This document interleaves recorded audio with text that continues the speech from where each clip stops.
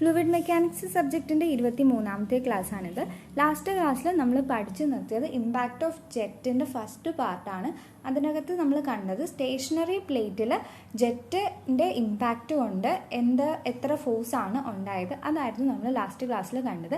ഇന്നത്തെ ക്ലാസ്സിൽ നമ്മൾ മൂവിങ് പ്ലേറ്റിൽ ജെറ്റ് എത്രത്തോളം ഇമ്പാക്റ്റ് ക്രിയേറ്റ് ചെയ്യുന്നു, അല്ലെങ്കിൽ force exerted by the jet on the moving plate ആണ് ഇന്ന് കാണാൻ പോകുന്നത്. അതിനകത്ത് ആദ്യത്തെ കേസ് എന്ന് പറയുന്നത് jet strikes on a moving flat plate ആണ്. മൂവിങ് ഫ്ലാറ്റ് പ്ലേറ്റിൽ ജെറ്റ് സ്ട്രൈക്ക് ചെയ്യുമ്പോൾ എത്രത്തോളം ഫോഴ്സ് ഉണ്ടാകുന്നു എന്നുള്ളത് ലാസ്റ്റ് ക്ലാസ്സിൽ നമ്മൾ ഡിസ്കസ് ചെയ്തത് സ്റ്റേഷനറി പ്ലേറ്റിൻ്റെ കാര്യമായിരുന്നു. അപ്പോൾ സ്റ്റേഷനറി പ്ലേറ്റിൻ്റെ കാര്യത്തിൽ വന്നപ്പോൾ നോർമൽ ഫോഴ്സ് അല്ലെങ്കിൽ Fx എന്ന് പറയുന്നത് അതിൻ്റെ ഇക്വേഷൻ എന്ന് പറയുന്നത് റോ എ ഇൻറ്റു V1² ആണ്, where V1 is the velocity of the jet.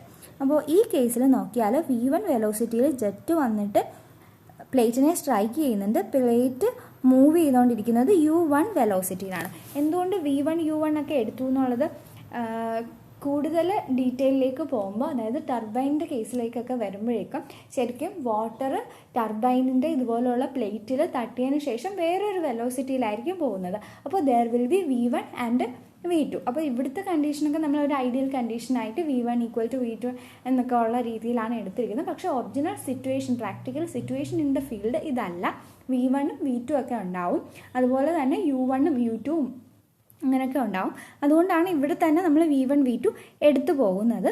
അപ്പോൾ സ്റ്റേഷനറി പ്ലേറ്റിൻ്റെ കേസിലുള്ള ഇക്വേഷൻ നമ്മൾ കണ്ടതാണ്. അപ്പോൾ ഇവിടെ ജെറ്റ് മൂവ് ചെയ്ത് വന്ന് ഒരു മൂവിങ് ഒബ്ജക്റ്റ് ആയിട്ടുള്ള പ്ലേറ്റിൽ സ്ട്രൈക്ക് ചെയ്യുകയാണ്. Obviously there will be a relative velocity. എത്രയായിരിക്കും ആ റിലേറ്റീവ് വെലോസിറ്റി എന്ന് പറയുന്നത്? It will B V1 minus U1 ആണ്. അങ്ങനെയാണെന്നുണ്ടെങ്കിൽ ഈ കേസിൽ Fx അല്ലെങ്കിൽ F normal is equal to rho into A into V1 minus U1 the whole square ആയിരിക്കും. ഓക്കെ, അപ്പോൾ ഈ ഇക്വേഷനുമായിട്ട് this is the condition for a stationary plate. ഈ ഒരു കണ്ടീഷനുമായിട്ട് കമ്പയർ ചെയ്തിട്ട് പഠിക്കുക. Rho A V1 minus U1 the whole square ആയിരിക്കും. അവിടുത്തെ പോലെ തന്നെ there won't be any tangential velocity and tangential force, അല്ലെങ്കിൽ there won't be any force in the direction of y, so that will be equal to 0 ആയിരിക്കും. Okay, അപ്പോൾ ഇനി നമുക്ക് ഇതിനകത്ത് ഇമ്പോർട്ടൻ്റ് ആയിട്ടുള്ള കുറച്ച് ടേമുകൾ നോക്കാം. ഫസ്റ്റ് വൺ എന്ന് പറയുന്നത്, ഇപ്പോൾ നമ്മൾ കണ്ടുപിടിച്ചത് Fx നമ്മൾ കണ്ടുപിടിച്ചു. അങ്ങനെയാണെന്നുണ്ടെങ്കിൽ the work done by the jet എന്ന് പറയുന്നത് ദറ്റ് ഈസ് ദി ഫോഴ്സ് എന്ന് പറയുന്നത് Fx ആണ്, അതേ ഇൻറ്റു കറസ്പോണ്ടിങ് ഡിസ്പ്ലേസ്മെൻ്റ് ആണ്. ഓക്കെ, അപ്പോൾ നേരത്തെ ഫിഗറിൽ നമ്മൾ കണ്ടതുപോലെ തന്നെ there is A movement of the plate. അതുകൊണ്ട് തന്നെ ഇതിന് ഡിസ്പ്ലേസ്മെൻറ്റും നമുക്ക് ഈ ഒരു ഫിഗറിൽ കാണാനായിട്ട് സാധിക്കും. There is a displacement of the plate. So work done is equal to force into displacement. അങ്ങനെയാണെന്നുണ്ടെങ്കിൽ വർക്ക് ഡൺ പെർ സെക്കൻഡ് ആണെങ്കിൽ it is the force Fx into displacement in the x direction divided by corresponding time ആയിരിക്കും. Okay, displacement in the X direction divide by time എന്ന് പറയുന്നത് it is the velocity of the plate. So Fx into U എന്ന് നമുക്ക് എഴുതാനായിട്ട് സാധിക്കും. The work done per second is equal to Fx into U. Sorry, this is the rate of work done. നമുക്കറിയാം rate of work done ആണ്, it is the power. Rate of work ഡണ്ണിനെ പറയുന്ന പേരാണ് power എന്നുള്ളത്. അങ്ങനെയാണെങ്കിൽ Fxൻ്റെ value substitute ചെയ്ത് കൊടുക്കുമ്പോൾ we get the power of jet striking the moving plate is equal to rho a into V1 minus U1 the whole square into U അല്ലെങ്കിൽ U1 which is the velocity of the runner. ഇത് നമുക്ക് power കിട്ടുന്നത് either it will be in watt, അല്ലെന്നുണ്ടെങ്കിൽ joules per second, അല്ലെങ്കിൽ newton metre per സെക്കൻഡിലായിരിക്കും കിട്ടുന്നത്. These are the 3 different units for the power. Next case വരുന്നത് എങ്ങനെയാണെന്ന് പറഞ്ഞാൽ ജെറ്റ് ഇൻക്ലൈൻഡ് ആയിട്ടുള്ള ഒരു മൂവിങ് പ്ലേറ്റിനെ സ്ട്രൈക്ക് ചെയ്യുമ്പോഴുള്ള കേസാണ്. അപ്പോൾ ലാസ്റ്റ് കണ്ടീഷനിൽ നമ്മൾ കണ്ടുപിടിച്ചിരുന്നു, അതായത് സ്റ്റേഷനറി കണ്ടീഷനിൽ നമ്മൾ കണ്ടുപിടിച്ചത് FN is equal to rho a into V1 square into sine theta. അതാണ് FN എന്ന് പറയുന്നത്. FX is equal to rho a into V1 square sine square theta ആണ്. അതുപോലെ FY is equal to rho a into V1 square cos theta sine theta ആണ്. Okay, ഇത്രയും കാര്യങ്ങളാണ് stationery പ്ലേറ്റിൻ്റെ equation നമ്മൾ കണ്ടുപിടിച്ചത്. അപ്പോൾ അത് കമ്പയർ ചെയ്തിട്ട് ഇവിടെ മൂവിങ് പ്ലേറ്റിനുള്ള ഇക്വേഷൻസ് നമുക്ക് എഴുതാം.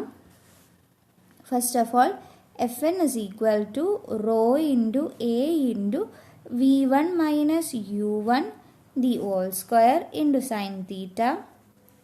If V1 is the velocity of the jet and U1 is the velocity at which the plate is moving. ഇവിടെ വിയും യു ആണ് കൊടുത്തിരിക്കുന്നത്, എന്തായാലും പ്രശ്നമില്ല. Then FX is equal to rho a into V1 minus U1 the whole square into sin square theta. FY is equal to rho a into V1 minus U1 the whole square into cos theta sin theta ആണ്. Okay, so these are the corresponding equations. ഈ ഒരു കേസിലും work done per second നമുക്കൊന്ന് എഴുതാം. Work done per second is equal to already കണ്ടതുപോലെ FX into U ആണ്. That is equal to rho a into V1 minus U1 the whole square into sine square theta multiplied by U, which is the velocity of the plate. ഇനി efficiency of jet എത്രയാണെന്നുള്ളതൊന്ന് നോക്കാം. എപ്പോഴും efficiency ജെറ്റിൻ്റെ ആയിക്കോട്ടെ എന്തിൻ്റെ efficiency ആണെന്നുണ്ടെങ്കിലും നമ്മൾ മനസ്സിൽ വിചാരിക്കേണ്ട കാര്യം it is the ratio of output divided by ഈ ഇൻപുട്ടാണ്.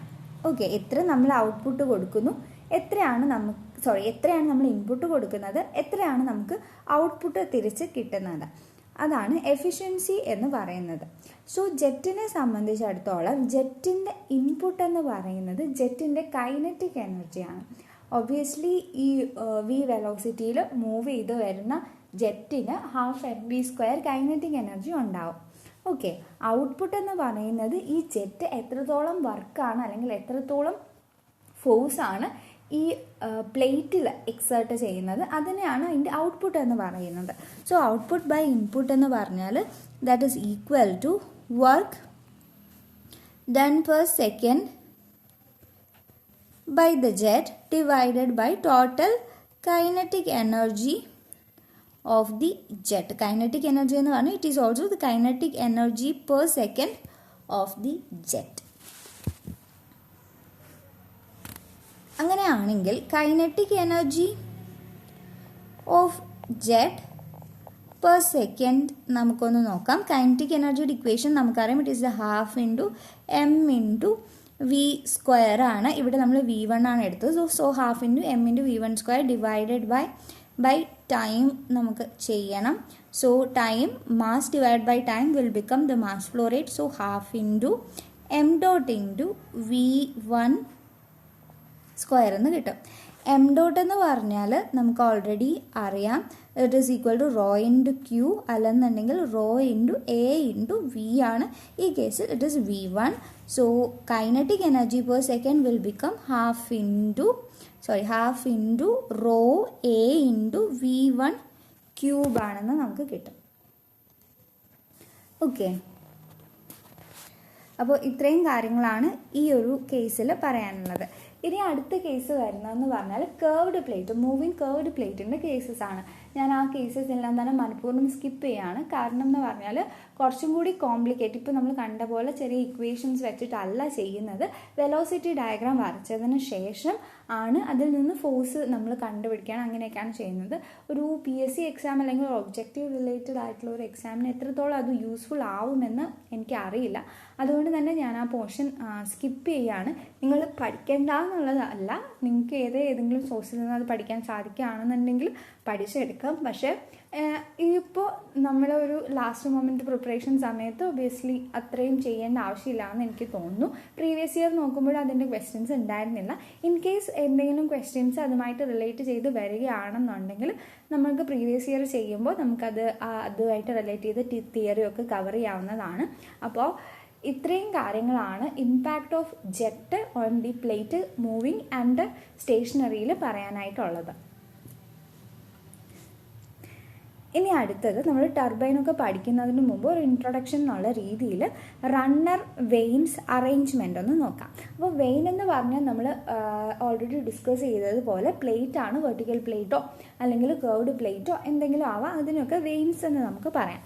അപ്പോൾ പ്രാക്ടിക്കൽ കണ്ടീഷനിൽ, അതായത് ടർബൈനിലും പമ്പിലും ഒക്കെ ചെയ്യുന്നത് എന്താണെന്ന് പറഞ്ഞാൽ ഇതുപോലെയുള്ള വെയിൻസിനെ ഒരു വീല് പോലെ ഒരു ഡിസ്കിൽ ഇങ്ങനെ മൗണ്ട് ചെയ്ത് വെക്കുന്നതാണ് ജനറലി കാണാൻ സാധിക്കുന്നത്. അപ്പോൾ നമ്മൾ ഇപ്പോൾ പഠിച്ചതെല്ലാം ഒരു പ്ലേറ്റിൽ വാട്ടർ വന്ന് സ്ട്രൈക്ക് ചെയ്യുമ്പോൾ അതിനകത്ത് എത്ര ഫോഴ്സ് വരുന്നു എന്നുള്ളതാണ്. എപ്പോഴും condition is like that there will be a series of plates or the vanes that are fitted to a disc. ആ ഡിസ്കിനെ പറയുന്ന പേരാണ് റണ്ണർ അല്ലെങ്കിൽ റോട്ടർ എന്ന് പറയും. This disc is called as runner അല്ലെങ്കിൽ റോട്ടർ എന്ന് പറയും. ഓക്കെ, അപ്പോൾ ഈ ഫിഗറിൽ കാണുന്ന റണ്ണറിൻ്റെ ഡയമീറ്റർ എന്ന് പറഞ്ഞാൽ, അതായത് ഈ ഇന്നർ വീലിൻ്റെ ഡയമീറ്റർ എന്ന് പറയുന്നത് ക്യാപിറ്റൽ D ആണെന്ന് വിചാരിക്കുക. ഇത് ഒമേഗ ആംഗുലർ വെലോസിറ്റിയിൽ റൊട്ടേറ്റ് ചെയ്തുകൊണ്ടിരിക്കുകയാണെന്ന് വിചാരിക്കുക. ഇതിൻ്റെ സ്പീഡ് n എന്ന് പറയുന്നത് ഇൻ RPM നമുക്ക് തന്നിട്ടുണ്ട്. അങ്ങനെ ആണെങ്കിൽ the tangential velocity of the movement of the runner അത് സ്മോൾ u ആണെന്ന് വിചാരിക്കുക. ഈ ടാൻജൻഷ്യൽ വെലോസിറ്റി u കണ്ടുപിടിക്കാനായിട്ട് we have a equation that is equal to πd n/60 ആയിരിക്കും. ഓക്കെ, അപ്പോൾ ഈ കാര്യം ഒന്ന് ഓർത്തിരിക്കുക. അതുപോലെ ഈ ഫിഗറിൽ കാണുന്നത് എങ്ങനെയാണെന്ന് പറഞ്ഞാൽ ജെറ്റ് വന്നിട്ട് ടാൻജൻഷ്യലി ഈ വീലിൽ സ്ട്രൈക്ക് ചെയ്യുന്നു എന്നുള്ളതാണ്, അല്ലെങ്കിൽ റണ്ണറിൽ സ്ട്രൈക്ക് ചെയ്യുന്നു എന്നുള്ളതാണ്. അതായത് ജെറ്റ് ശരിക്കും പറഞ്ഞാൽ ഇൻഡിവിജ്വൽ പ്ലേറ്റിന് നോർമലി ആയിട്ടാണ് സ്ട്രൈക്ക് ചെയ്യുന്നത്. പക്ഷേ ഈ വീല് അല്ലെങ്കിൽ റണ്ണറിന് ടാൻജൻഷ്യലി ആയിട്ടാണ് സ്ട്രൈക്ക് ചെയ്യുന്നത്. അതുകൊണ്ടാണ് നമ്മൾ ഇതിനെ ടാൻജൻഷ്യൽ ഫ്ലോ റണ്ണർ എന്ന് പറയുന്നത്. അപ്പോൾ റണ്ണറിൻ്റെയും നമ്മൾ റണ്ണറിലേക്ക് പാസ് ചെയ്യുന്ന ജെറ്റിൻ്റെയും അറേഞ്ച്മെൻറ്റ് അങ്ങനെയാണ് റണ്ണറിലൂടെ വാട്ടർ ഫ്ലോ ചെയ്ത് വരുന്നത്. ആ ഒരു അറേഞ്ച്മെൻറ്റ് അനുസരിച്ചിട്ടാണ് different runner vanes, different runner arrangement പറയാനുള്ളത്. അതിനകത്ത് തന്നെ ഉള്ളതാണ് tangential arrangement is there, radial arrangement is there and also axial arrangement is there. ഈ ടാൻജൻഷ്യൽ അറേഞ്ച്മെൻ്റ് ആണ് നമ്മൾ പെൽറ്റൺ വീലിൽ കാണുന്നത്. റേഡിയൽ അറേഞ്ച്മെൻറ്റ് നമ്മൾ ഫ്രാൻസിസ് ടർബൈനിൽ കാണും. അതുപോലെ ആക്സിയൽ അറേഞ്ച്മെൻറ്റ് അല്ലെങ്കിൽ ആക്സിയൽ ഫ്ലോ എന്ന് പറയുന്നത് കെപ്ലാൻ ടർബൈനിൽ ഉണ്ടാവും. അപ്പോൾ ഇതൊക്കെ നമ്മൾ ക്ലാസിഫിക്കേഷൻ ഓഫ് ടർബൈൻസ് പറയുമ്പോൾ ഒന്നും കൂടി ഡീറ്റെയിൽ ആയിട്ട് പറയാം. അപ്പോൾ ഇതാണ് tangential flow runner.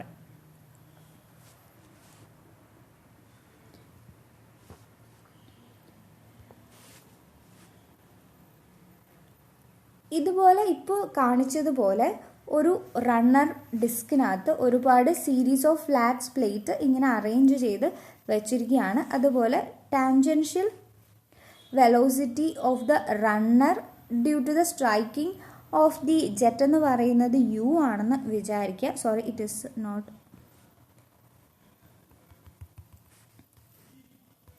Tangential velocity എന്ന് പറയുന്നത് u ആണെന്ന് വിചാരിക്കുക ഓഫ് ദ റണ്ണർ. ഇവിടെ നിന്ന് ജെറ്റ് ഓഫ് വാട്ടർ വന്നിട്ട് സ്ട്രൈക്ക് ചെയ്യുന്നുണ്ട് അറ്റ് എ വെലോസിറ്റി v. അങ്ങനെ ആണെന്നുണ്ടെങ്കിൽ മാക്സിമം മാം എഫിഷ്യൻസി ഈ ഒരു കണ്ടീഷനിൽ കിട്ടാനുള്ളത്, that is a series of flat plate is mounted on a runner. ആ ഒരു കേസിൽ മാക്സിമം എഫിഷ്യൻസി നമുക്ക് കിട്ടണമെന്നുണ്ടെങ്കിൽ the tangential velocity or the peripheral velocity U is called as the tangential അല്ലെങ്കിൽ പെരിഫറൽ വെലോസിറ്റി എന്ന് പറയും. Okay, peripheral velocity, tangential velocity അല്ലെങ്കിൽ peripheral velocity എന്ന് പറയുന്നത് should be equal to velocity of the jet divided by 2 ആയിരിക്കണം. U is equal to velocity of the jet divided by 2. And also അങ്ങനെ ഒരു arrangement ചെയ്ത് കഴിഞ്ഞാൽ we get the maximum efficiency is equal to 50%. Okay, അപ്പോൾ ഇതാണ് ഒരു condition. ഇത് previous year ക്വസ്റ്റ്യൻസിൽ ചോദിക്കാറുള്ളത്. ഇതിന് ഡെറിവേഷനൊക്കെ ഉണ്ട്, പക്ഷെ നമ്മൾ അതിലൊന്നും കടക്കുന്നില്ല. നെക്സ്റ്റ് അറേഞ്ച്മെൻ്റ് എന്ന് പറയുന്നത് റേഡിയൽ ഫ്ലോ റണ്ണറാണ്. റേഡിയൽ ഫ്ലോ റണ്ണർ തന്നെ രണ്ട് തരത്തിലുണ്ട്. There is inward radial flow runner flow അല്ലെങ്കിൽ ഔട്ട്വേർഡ് റേഡിയൽ ഫ്ലോ. അപ്പോൾ ഈ റേഡിയൽ ഫ്ലോയെ അല്ലെങ്കിൽ ടാൻജൻഷ്യൽ ഫ്ലോ അല്ലെങ്കിൽ ആക്സിയൽ ഫ്ലോ എല്ലാം തന്നെ പറയുന്നത് റണ്ണറിന് റെസ്പെക്റ്റ് ആയിട്ട് എങ്ങനെയാണ് വാട്ടർ മൂവ് ചെയ്യുന്നു എന്നുള്ളതാണ്. അപ്പോൾ നമ്മൾ ഇമ്പാക്റ്റ് ഓഫ് ജെറ്റിൽ നമ്മൾ പറഞ്ഞതെല്ലാം തന്നെ എന്തിനെ പറ്റിയിട്ടാണ് പറഞ്ഞത്? ഈ വെയിൻസ് അല്ലെങ്കിൽ ഈ പ്ലേറ്റ്സിനെ പറ്റിയിട്ടായിരുന്നു നമ്മൾ പറഞ്ഞത്. അപ്പോൾ ഇവിടെ പറയുന്നത് എല്ലാം തന്നെ റണ്ണറിന് റെസ്പെക്റ്റ് ആയിട്ട് വാട്ടർ എങ്ങനെ മൂവ് ചെയ്യുന്നു എന്നുള്ളതാണ്. അപ്പോൾ ആദ്യത്തെ ഫിഗർ, അതായത് inward radial flow inward radial ഫ്ലോയുടെ കേസിൽ നമുക്ക് നോക്കാം. അപ്പോൾ അതിനകത്ത് ഇങ്ങനെ നമ്മുടെ വെയിനിൻ്റെ ടിപ്പിലൂടെ ഇതുപോലെ വാട്ടറിനെ പാസ് ചെയ്ത് വിട്ടതിന് ശേഷം ഇത് വന്നിട്ട് നമ്മുടെ റണ്ണറിലേക്ക് റേഡിയലി എൻ്റർ ചെയ്യുന്ന രീതിയിലായിരിക്കും ഒരു അറേഞ്ച്മെൻ്റ് ഉണ്ടാകുന്നത്. ഇതാണ് നമ്മുടെ റണ്ണർ. അപ്പോൾ റണ്ണറിൽ റേഡിയലി ഇൻവേർഡ് ഡയറക്ഷനിൽ കയറുന്ന രീതിയിലുള്ള ഒരു അറേഞ്ച്മെൻ്റ് ആയിരിക്കും ഉണ്ടായിരിക്കുന്നത്. അതുകൊണ്ടാണ് ഇതിന് ഇൻവേർഡ് റേഡിയൽ ഫ്ലോ എന്ന് പറയുന്നത്. രണ്ടാമത്തെ ഫിഗർ നിങ്ങൾ ശ്രദ്ധിച്ചു കഴിഞ്ഞാൽ റേഡിയലി ഔട്ട്വേർഡാണ്. വാട്ടറിൻ്റെ ജെറ്റ് ഇവിടെ നിന്ന് ഇങ്ങനെയാണ് പാസ് ചെയ്ത് കൊടുക്കുന്നത്. അവിടെ നിന്ന് ഇങ്ങനെ പാസ് ചെയ്തിട്ട് നമ്മുടെ വെയിനിൻ്റെ പെരിഫറിയിലൂടെ ഇങ്ങനെ പാസ് ചെയ്ത് പുറത്തേക്ക് തെറിക്കുന്ന ഒരു രീതിയിലാണ് ഈ ഒരു അറേഞ്ച്മെൻ്റ് ഉള്ളത്. ഇത് ഔട്ട്വേർഡ് റേഡിയൽ ഫ്ലോ ആണ്. ബിക്കോസ് ഇതാണ് റണ്ണറിൽ നിന്നും റേഡിയലി ഔട്ട്വേർഡ് ആയിട്ടാണ് വാട്ടർ വരുന്നത്. അതുകൊണ്ട് ഇതിനെ ഔട്ട്വേർഡ് റേഡിയൽ ഫ്ലോ എന്ന് പറയുന്നു. അപ്പോൾ ഈ റേഡിയൽ ഫ്ലോയിൽ തന്നെ ഇൻവേർഡ് റേഡിയൽ ഫ്ലോ ആണ് ഫ്രാൻസിസ് ടർബൈനിൽ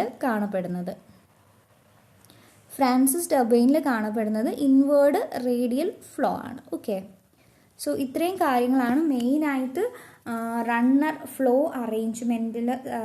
വെയിൻ അറേഞ്ച്മെൻറ്റിൽ പറയാനായിട്ടുള്ളത്. ജസ്റ്റ് ഇൻട്രൊഡക്ഷൻ ആയിട്ട് ടർബൈൻസൊക്കെ നമ്മൾ പഠിക്കുന്നതിന് മുമ്പേ തന്നെ കുറച്ചൊരു ഇൻട്രൊഡക്ഷൻ ആയിട്ട് പറഞ്ഞു എന്നേ ഉള്ളൂ. അപ്പോൾ അടുത്ത ക്ലാസ്സിൽ നമുക്ക് കാണാനുള്ളത് general Leh out of A hydro electric plant ആണ്.